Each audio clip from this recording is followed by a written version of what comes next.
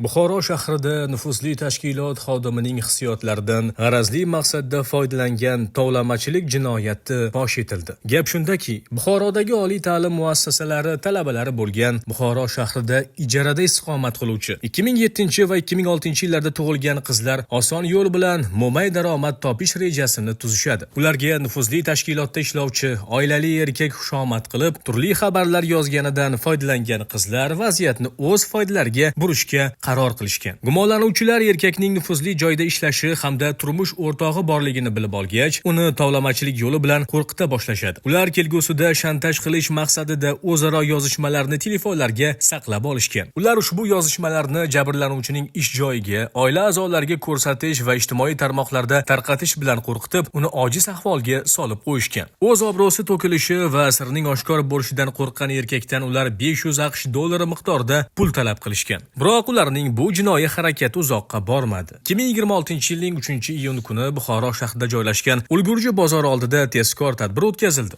Tadbir davomida Buxoro shahar bo'yicha ichki ishlar organlari faoliyatini muvofiqlashtirish boshqarmasi tezkor vakillari tomonidan gumonlanuvchilar talab qilingan mablag' hisobidan 5.900.000 so'm pullarni olayotgan vaqtida ashyoviy dalillar bilan ushlandi. Hozirda holat yuzasidan O'zbekiston Respublikasi Jinoyat kodeksining 165-moddasi 2-qismi V bandi bilan jinoyat ishi qo'zg'atilib, dastlabki tergov harakatlari olib borilmoqda.